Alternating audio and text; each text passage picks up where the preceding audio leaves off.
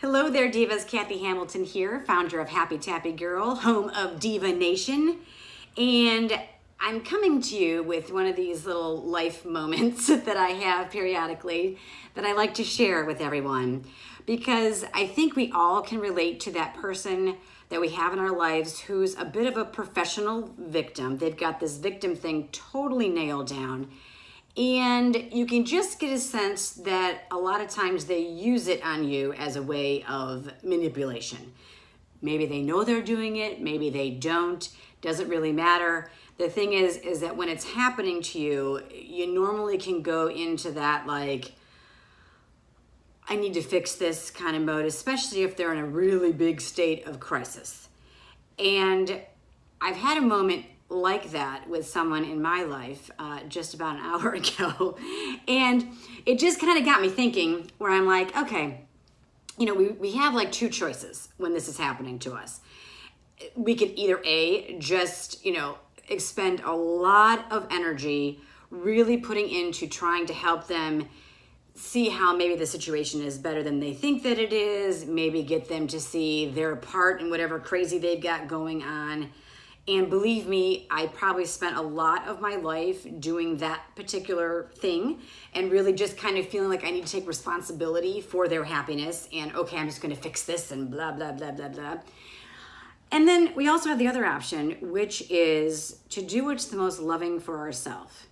Because the bottom line is, when you are dealing with people like this, there really isn't any helping them because they really don't want help. They just really want to be heard. And sometimes the best way to love them, because that's really ultimately what we want to do, even if we feel like strangling them at times because you're like, okay, enough. If I got to listen to this one story one more time, you've been saying it for the past 5 years, whatever it is, we've all got that.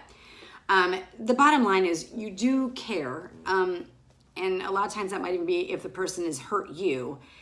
But when you actually look at it from the point of view of what can you do that's the most loving for you, you will actually end up doing what's the most loving for them. And that is because when someone is kind of stuck in that state, and it may be a constant state, you're really not doing them any good by trying to fix or really convince them or whatever that their situation is not as bad as it is. You're just trying to make them feel better, or you're somehow sacrificing yourself so that they can feel better.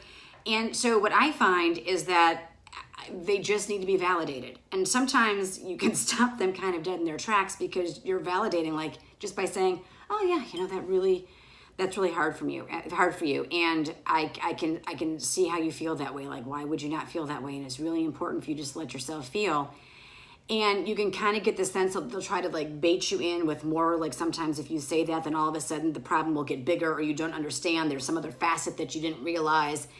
And it's kind of like no matter what they say, when you're in that state of, I'm just going to do what's best for me, which is really not to get roped into all this crazy, because then 9 times out of 10, you kind of feel like, almost like sometimes like an energetic, like violation happens to you. And then you're kind of carrying it around with you because your energy body knows when it's kind of like been infiltrated. And that's what these people are kind of doing to you. So when you just kind of keep saying, yeah, that's really tough. And man, like I know I wish there was a magic wand I could wave for you. That's like my go-to line, not just for these types of people. That's a go-to line for me because I do truly wish that I could wave a magic wand for people and just make all their problems go away. But alas, I cannot. But sometimes even just saying it to a person who's in that state of crisis or really in that state of complete victimhood, and just go like, unfortunately, I can't, and it sucks, and I'm sorry you have to go through it, and I know it must be really hard, and sometimes that's really all that you can do, and it is the most loving thing that you could do for yourself, and it's the most powerful thing that you could do for yourself, and the most empowering it actually is for them because it's helping them just take ownership of their feelings and get out of this like someone's got to fix me thing that they do.